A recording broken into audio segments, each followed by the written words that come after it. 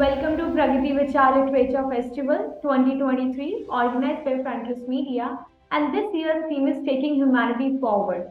So today we all are present here to celebrate the love for literature and discuss the pivotal subject matters which are prevailing in our society and establish engaging conversation with our lovely audience and with authors as well. So today's session theme is biography. And under this special theme, we have topic who is the biggest Khan. And for this special session, we have very great personality with us today on panel. First is Kaveree Bamzai and second is Devapriya Sanyal. Thank you so much, and we're immensely glad to have both of you for the PVLF 2023. So thank you. Thank you. Thank you. So I'll start with the introduction. So first I will go ahead with Kaveree Bamzai. Kaveree Bamzai is an independent journalist and she was the first and so far only woman editor of India Today, where she was employed till January 2019. She is the author of The Three Khans and the Emergence of New India, No Regrets, The Guilt-Free Women's Guide to a Good Life, Bollywood Today, and two monographs in the Zuban series on women in Indian film. She is on several committees, among them the Women Exemplar Committee of CII, and is recognized as a change maker by Save the Children charity. Thank you, ma'am, for joining us today. And Thank now, you. last but not the least, on panel, we have Devapriya Sanyal. Devapriya Sanyal has a degree in English literature from Lady Bravron College, Kolkata, after which she attended Jawaharlal Nehru, JNU, New Delhi, where she obtained her PhD in cinema of Satyajit Ray. She teaches English literature to undergraduates at the University of Delhi. So thank you so much, Deva ma'am, for joining us today. Just a slight disclaimer. I have since then joined Mount Carmel College, Bangalore. Okay. So I'm teaching undergrad and masters in Mount Carmel College right now. Okay. Thank you so much. Thank you. So since I've already mentioned the session's topic, who is the biggest Khan? So today we'll be talking about our three Khans in our Bollywood industry, and both of you have written, books on them. So my first question I would like to ask from Kaveree Bamzai: what key aspects have you touched upon in your book, The Three Khans and the Emergence of New India, to display the new image of Indian pop culture, Indian popular culture, or maybe the emergence of pop culture in India?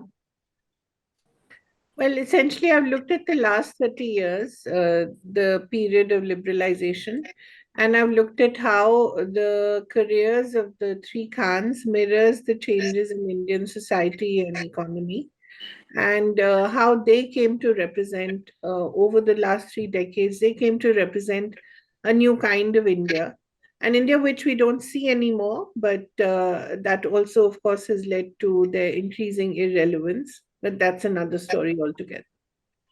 Okay. So thank you so much. So moving ahead, Devapriya ma'am, that you have written a book mainly primarily on Salman Khan, the man, the actor, and the legend. So do you think that your book accurately represents Salman Khan's life? Salman Khan's life. Yeah. Yeah. So the first thing is that it's not a biography. Uh, the thing is that this is a title that was chosen by the publisher. Okay. I had opted for a more poetic title that tried to actually look at the kind of work that I was trying to do through Salman's life and his works in Bollywood. Um, the thing is that what I wanted to look at was Salman Khan, the celebrity, and Salman Khan, the star. And I've tried to actually examine the complex relationship that the two are in. That's one thing. The other thing that I wanted to do was actually I was trying to deconstruct his stardom. So one of the chapters in the book actually looks at the iconicity, that Salman exudes, and I think he's one of those rare examples, like in India, like if you study his celebritydom, then maybe we can actually kind of formulate how celebrities can be studied in India. So that's what I try to do. It's a little academic. It's not a trade book, although it was appropriated by a trade publisher. But I have tried to keep it very academic, actually. Who published it, Devapriya? It's Bloomsbury, India. Okay. Has it just come out, or? No, it came out in January 2022. Okay, I must read it. Thank you. I must read yours too. Yeah.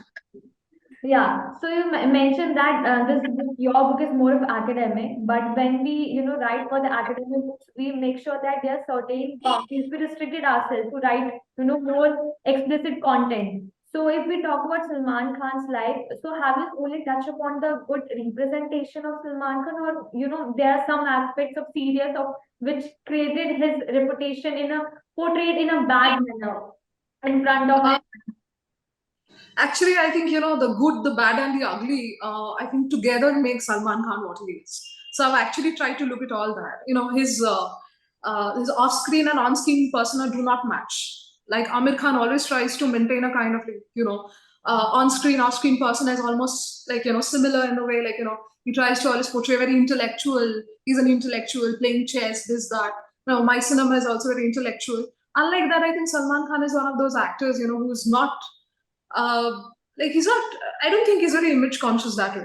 So I think that also leads to a lot of interest in him.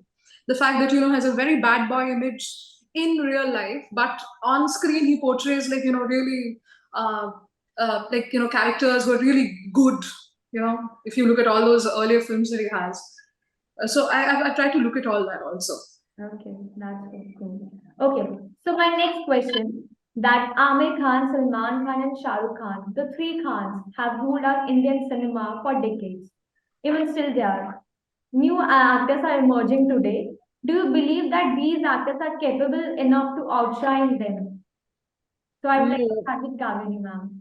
No, I think the whole idea of stardom itself has undergone an enormous change.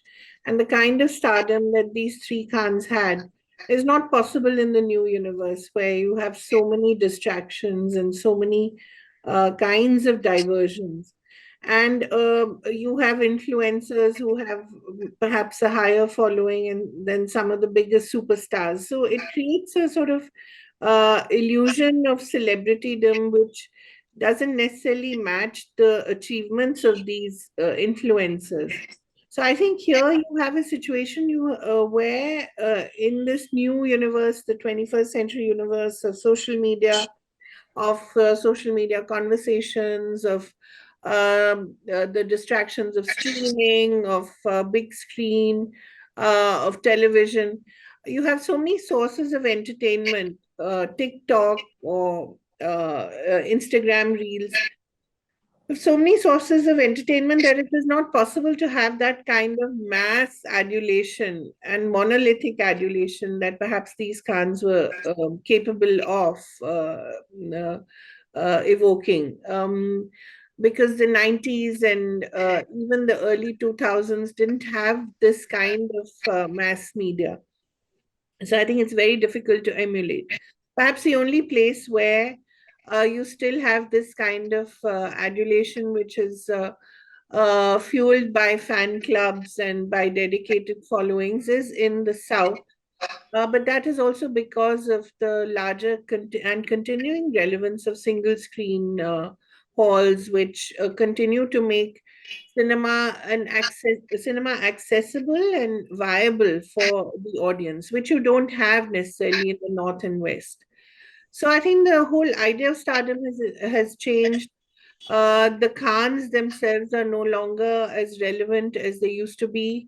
You have increasingly a state which is quite antagonistic to them because they belong to a particular religion. You have whether you want to call them organic or organized or manipulated, you have movements like boycott Bollywood or boycott particular movies because of things that are supposedly offensive to a particular ideology. So there's a lot that's going on which has assaulted the very idea of stardom. And that is, to my mind, you cannot have the kind of stars that you had in the 70s or the kind of stars that you had in the 90s, even. It's not possible. Unless you're perhaps in the South, where the Republic of the Offended is slightly less visible and slightly less audible. And the fan clubs are so loyal and so dedicated they continue to prop up stars like Rajnikant and Kamal Hassan in Tamil Nadu, or Chiranjeevi and Nagarjun, and their assorted relatives in the Telugu film industry, and Mammootty and Mohanlal in Malayalam. So I think these kinds of stars are can only happen now, perhaps in the south, and we're seeing that. We see that now with the kind of new stardom that their movies are giving them, whether it's a Yash or Junior NTR or Ramcharan or Allu Arjun. New stars are being created, but not from the north. Thank you so much, Kaveri ma'am. So, Devapriya, ma'am, what's your take on this? The thing is, since like I've been trying to study cinema for so long, I'd like to say that Hindi cinema has always been, I think, kind of enmeshed with a kind of like national narrative. Usually, if you see the 50s, there was always this new India after the partition, the birth of a new nation. So I think the 50s kind of represented that cinema. Okay, it kind of represented a new nation, and its actors also did the same thing. Uh, if we move to the 80s, it's chaotic. 90s and post 90s, I think it's post liberalization, which is represented by Shah Rukh Khan very ably. And I would like to move straight to Salman, in the sense that uh, he is an actor who's, I think, representative of the non-Anglophone audience in India. Okay, so with Dabang, you see, it's not a sophisticated, educated audience that he's addressing. It's more like non-Anglophone India that he's addressing. One is that, and the second thing is, as I was saying, that Hindi cinema has always been emblematic of the nation. I think post 2014, with the change in the regime, I think India has, I think Bollywood has lost the plot, because there is no plot to follow. Because the only plot which you can follow is probably patriotism. Okay? And I don't think the Khans can actually, I don't think they have a place in that. No, I don't think. I think Devapriya, the problem there is that there is a kind of a nation building narrative that Bollywood has been asked to develop. It is in a sense been thrust upon it, and to a great extent, actually, the Khans were very much part of it. If you see in the 90s, when you look at the movies of Shah Rukh Khan, say Dilwale Dulhania Le Jayenge, or you look at Hum Aapke Hain Kaun, that created the narrative of the family, the sanskari parivar, the sanskari Indian, the sanskari Indian almost meant sanskari Hindu, the Karwa Chauth rituals, the weddings, the elaborate weddings. So all that actually was represented, if you see, in the 90s by the Khans, not anyone else. So in a sense, they were very much part of this narrative in the 90s, but that was an organic narrative. Now what Bollywood is asked to do is to create a nation building narrative which is not coming to it organically. Yeah. So this kind of Uri and Samrat Prithviraj and Ram Setu kind of wearing patriotism on your sleeve, it doesn't feel organic.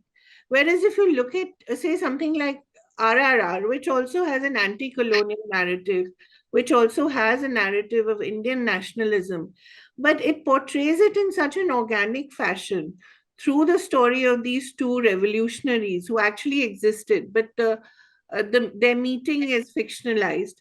So that feels much more organic than the narrative that Bollywood is trying to build.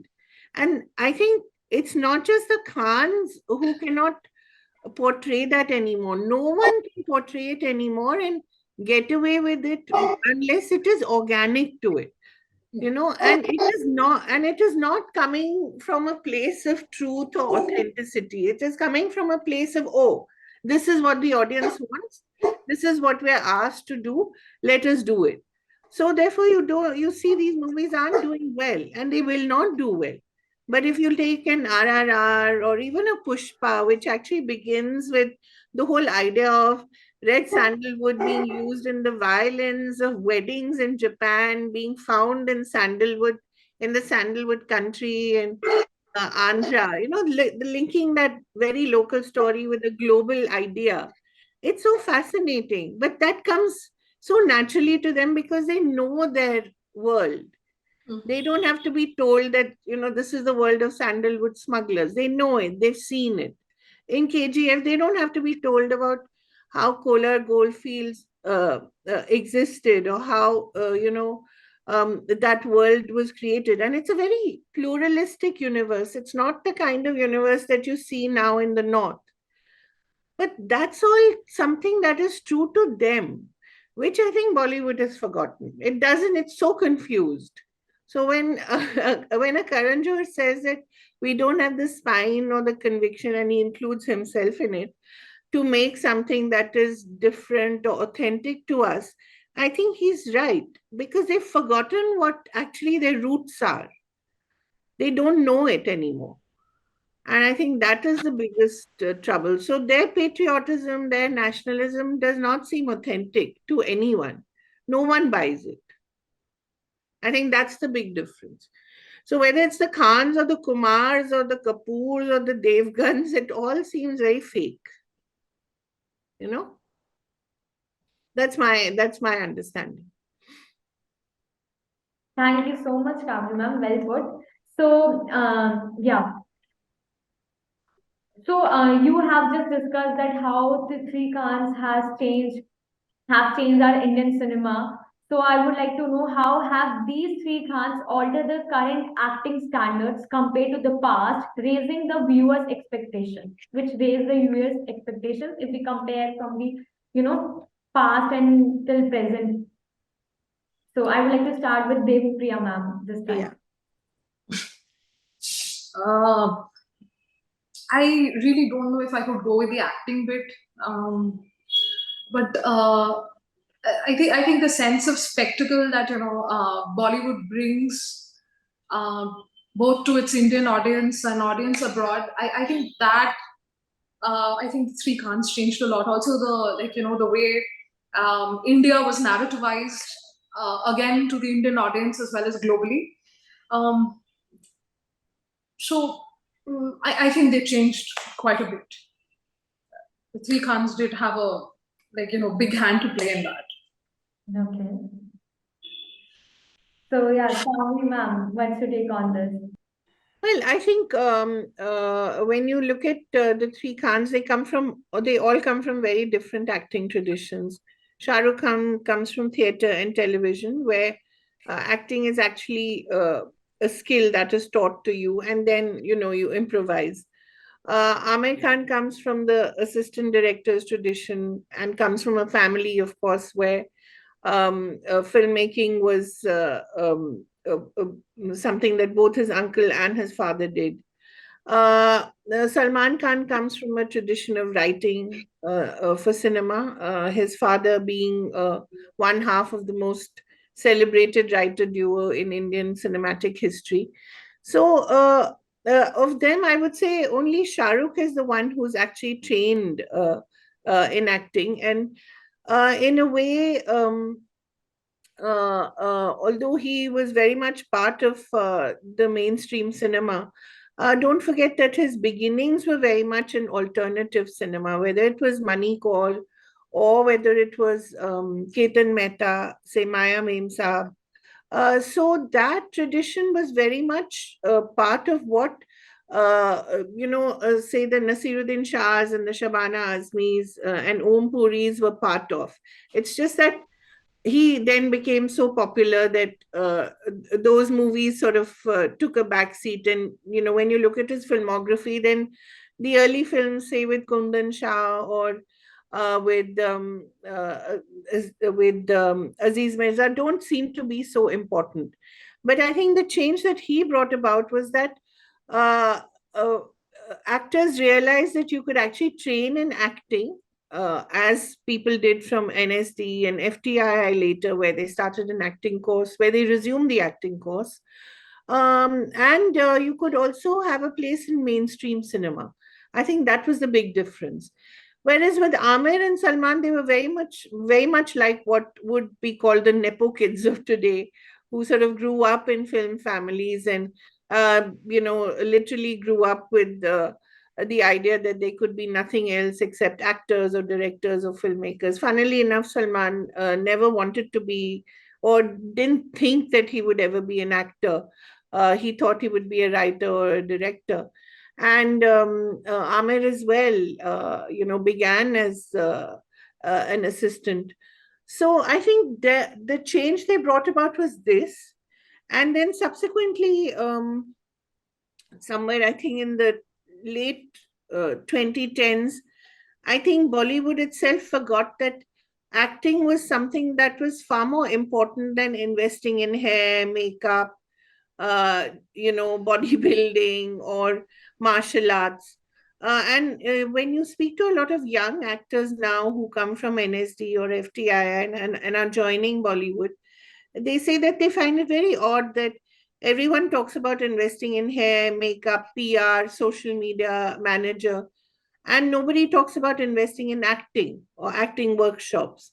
And I think that is actually one of Bollywood's biggest failings these days, that it is surrendered itself so much to commerce and so much to the box office that it has forgotten that actually, cinema is an artistic medium, and that being a celebrity is not the same thing. Being a successful a brand is not the same as being a successful actor or a good actor. Somewhere it has lost the idea of that. And I think with Amir and with Shahrukh, you still had somewhat of a sense of an actor could be a star as well. Nobody has ever accused Salman Khan of being a great actor, but he was just a big star. And he never played the PR field, he never played the PR game. In fact, I think one of the biggest qualities of his stardom is that he would say that it is despite the media, which didn't necessarily always, fawn over him and didn't always hide his many uh, run-ins with the law, or his many cases of violence with women and otherwise. So, that is a very different kind of stardom. And therefore, some people feel that it is far more authentic because he hasn't worked at it. But of course, he's worked at it as well. I mean, the whole idea of being human and the philanthropy that he has taken to is very much part of, trying to change that image as well.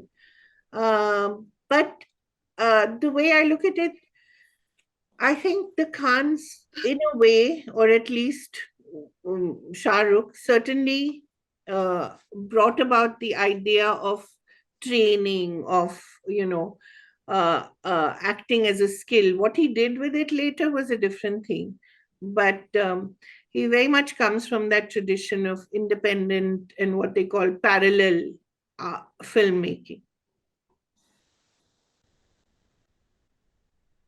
So I have one question to Kaveri ma'am, that today we have Nepo kids that who is taking over the Bollywood, and we have new actors as well, the emerging ones. So do you really think that these Nepo kids will ever be able to live up to our expectation that we expect from them, that their parents were on a different level, and today that they are carrying on their parents' legacy? Bollywood has always had these Nepo kids. Even in the 80s, you had Sanjay Dutt. In a way, you had Anil Kapoor, who was the son of a producer who used to be Geeta Bali's former secretary. You've had Nepo kids all through. And certainly, there have been a lot of people who, despite being so-called Nepo kids, have turned out to be terrific actors and have had sustained careers. I mean, Ranbir Kapoor and Alia Bhatt would be two examples of people who come from film families, but despite that, have shown that it is possible to be good actors and to have sustained careers despite just having a famous last name. Varun Dhawan, for instance. Again, a famous last name is not his only qualification. But it will be the same, I think, over generations as well. Even if you look at the career of someone like Sanjay Dutt, who's the son of two very celebrated and very beloved actors. Whatever you say, he had a long and successful career despite being incarcerated over a period of time, several times. He's done movies which are quite celebrated, which again are beloved. So it really is up to the individual. I think if you're born with a famous last name and with talent, I don't think anything can stop you. I think Alia Bhatt's career is an example of that. In 10 years, the kind of work she has done is quite commendable, despite, of course, being the butt of a lot of jokes and being the butt of a lot of criticism as well. So I think it's all up to the individual. But I think Nepo kids have always been around. If you look at Nutan and Tanuja, they were Shobna Samad's children. They could be called Nepo kids. I mean, it's been around, I think, and it's not a phenomenon unique to Bollywood. It's something that happens all over the world. Absolutely agree with you. Okay, so each Khan has an influential value in the Indian cinema industry. According to you, who has more popularity among the audience? So, Devapriya ma'am. Since I've written a book on exclusively on I'll say he's the most popular. Again, like, it depends on which kind of audience are we looking at. So, I mean, he's popular with a certain section of the Indian society. So, people, I wouldn't say with pretenses to intellectuality, but yeah, like, you have more education, probably, you prefer Amir Khan over a Salman Khan. And even though I have written a book on Salman Khan, I think amongst the three actors, if I really have to look at acting, I think Shah Rukh is the best. I don't think either of the two actors can actually, best him in that way. So again, I'm not sure, you know, whether to side with Salman or Shah Rukh, who's more popular. Again, he had his own audiences, like, young women, uh, who found the mysterious, character in Bazigar to be more fascinating than, uh, the all open, like, prem, exuding love and all. So I really don't know. I think, as I said, it depends on which section of the Indian society we are looking at. So accordingly, Khan for that. Very safe answer, I must say. So, yeah, Kaveree ma'am, what's your take on this? No, it's not a safe answer. It's the right answer. She's So, very you right. agree I with mean, her? it Yeah. depends on how you view stardom. I mean, when you look at global stardom, perhaps you would say that Shah Rukh Khan is the one who's best known outside India. And that's not just a function of his movies, but also of his personality. He's far more articulate, far more humorous. He represents love, the idea of romance, and the idea of 90s romance, which no longer exists in the industry. So when you look at stardom globally, perhaps he would strike us as being the most popular. For instance, you would never imagine Salman Khan having a conversation with David Letterman over anything, or even lasting more than 5 minutes.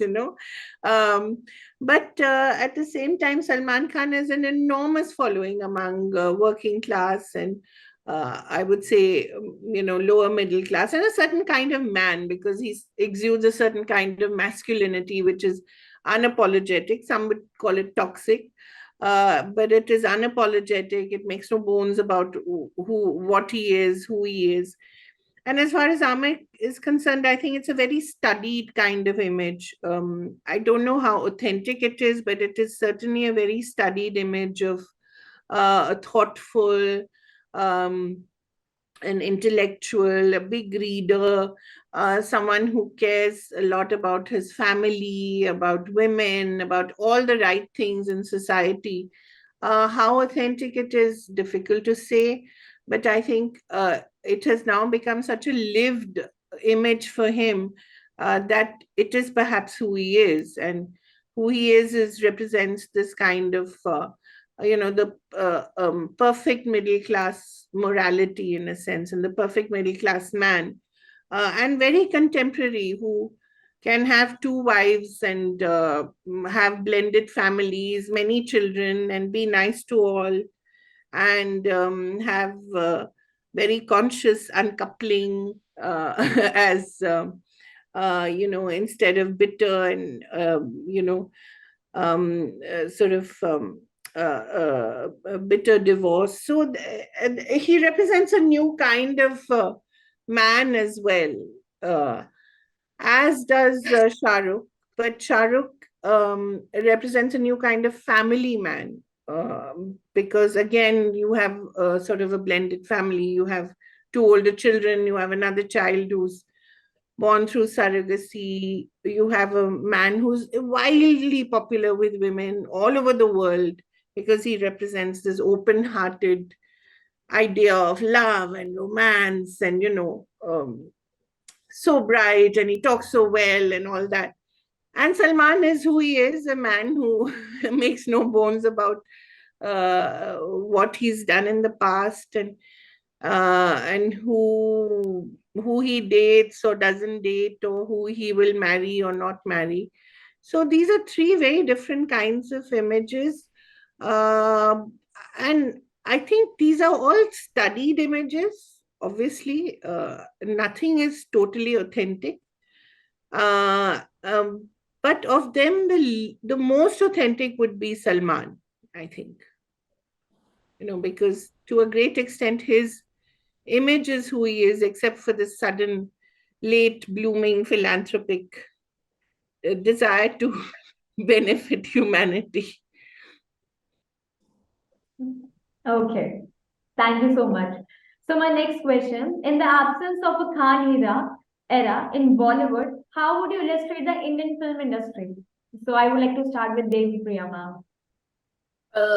Okay, so as I said, Bollywood has lost its plot. Like with the rise of the South Indian film industry, I think um, it's as good as gone. And well, without the Khans, I think it looks even bleaker. I think in any case, I think the last couple of films, Amir's last film has been a flop. Shah Rukh's, both the films have been flop. I think Fan is one, and the other, I've forgotten the Zero. name of that, but yeah, it's yeah. Zero. So zero. So it's a flop. Even Salman's has been a flop. Radhe was a flop, also because I think it released on OTT, and I don't think the COVID situation has been very helpful to Bollywood. But other kinds of cinemas have also thrived. So if we are looking at what probably Rachel Dwyer terms as Hatke cinema, although I don't think that term applies to Bollywood anymore, or a certain kind of cinema, but I would say that that still has its takers. So I wouldn't say it looks really bleak for Bollywood, but yeah, I think South Indian cinema is really giving Bollywood a run for its money. So they have more money. I work in Bangalore and I see actually, I don't know, I see prosperity in South India. So they have money, they have star power, and they have content, which Kaveree ma'am is also talking about. The kind of content that they're coming up with, I think it's fresh, and also like Pushpa was like an eye opener for me. I really was impressed. RRR not so much because I have to work on it for a paper, so I'm not very impressed. But again, Kantara, I mean, I don't know if we can actually sort of, replicate that in Hindi cinema or even in Bengali cinema, even though the Bengali film directors have been very critical about it.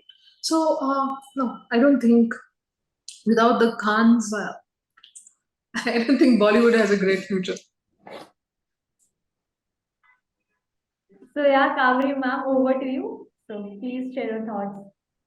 I think a new kind of hero is emerging, and the kind of hero that you see in Drishyam, the new middle class, maybe not so educated, but can somehow save the day and save his family with native wit and native intelligence. You see that kind of a new hero emerging. You see the same kind of hero in Pushpa, not too educated, but again, native wit, native intelligence, knows the forest, knows exactly how to um, you know, um, uh, get the sandalwood from place to place. Again, you see the same kind of person being replicated in KGF. a boy who comes from the streets, wants to conquer the world. When he's asked as a kid, what do you want? He says, dunya, nothing less than dunya. It's like the world. So I think this new kind of superhero uh, is the new star, and it could be played by anyone. I think it could be Yash today, it could be Alu Arjun tomorrow, it could be Prabhas a year later. It could be Ajay Devgan in Drishyam. It could be Mohan Lal doing that in Malayalam. I think that the superhero, the common man turned superhero, is the new star. And I don't think it's restricted to one actor. I think any actor who fits that trope is the new hero, the new star.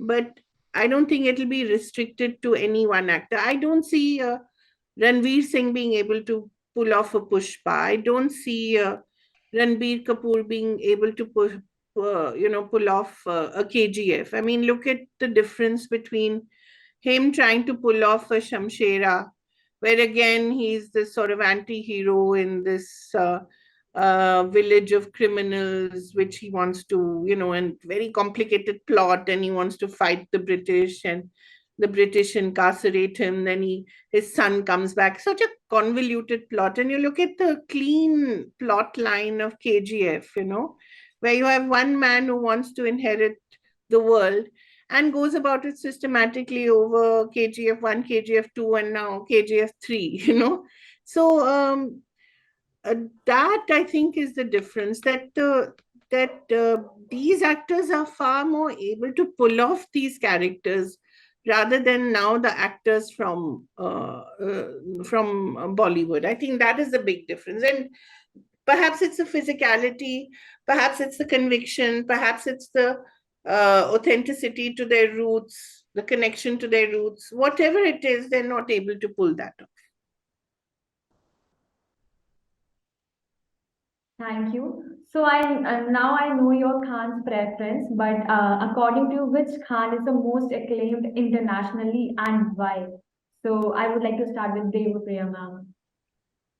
Okay, since I did a bit of research for my Salman book, I can say that in 2014, I think it was Salman Khan who featured as, I think, the seventh richest, but not in terms of acting and not in terms of looks, but I think in earlier years he's also featured as one of the handsomest men.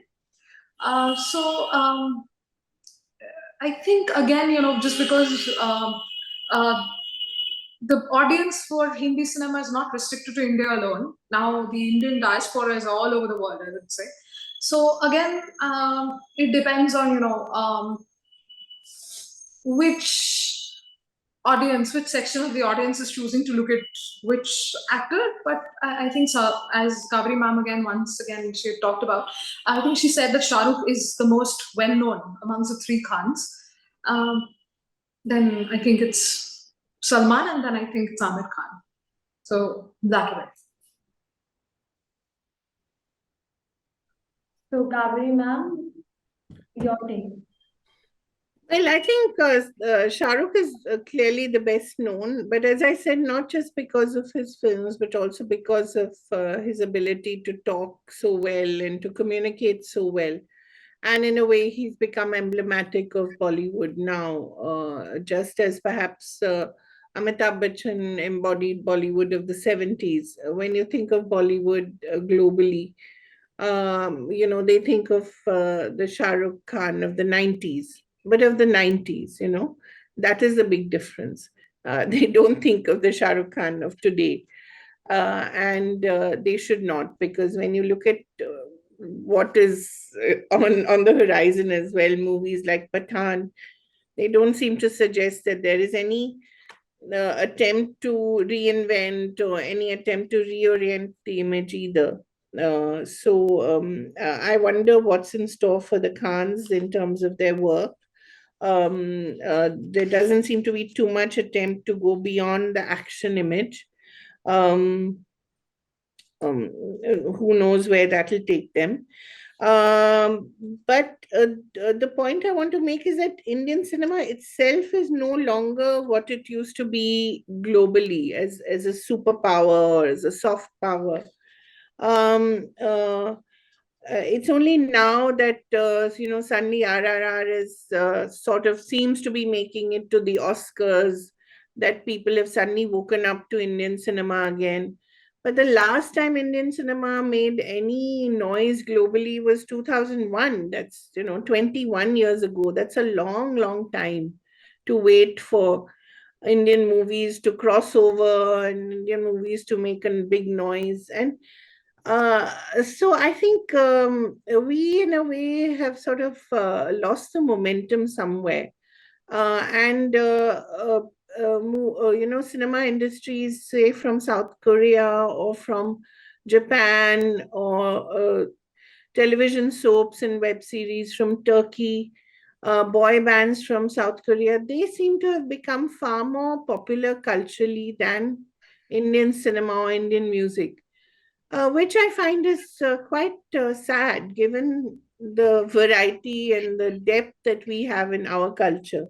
So, whether it's a function of the way we have promoted our cinema globally, which is to say, not at all, or whether it's a function of the kind of relationship that the state has with Bollywood, which is not a very comfortable relationship, because each is trying to be the biggest storyteller in this space. There's the political stars and the cinematic stars. Each wants to be bigger than the other. So I think Bollywood is no longer the kind of force that it ought to have been. And perhaps that's for the good, because it has allowed the rise of Telugu cinema, Tamil cinema, Kannada cinema. So I suppose that had to happen, and good that it has happened. Good that at least India has become aware of its diversity, if not the rest of the world. Thank you so much, Kaveree ma'am. So I would like to thank both of you, Devapriya ma'am and Kaveree ma'am, for joining us today, and I have a wonderful time during the conversation. So I'm hoping that the audience also loved the session, and so thank you and have a Thank Thank you. good you. day. Thank you so much. Yeah. Devpriya, I must read your book. I must read yours too. Yeah, we'll exchange notes later. Okay, bye. Bye. Bye. See you.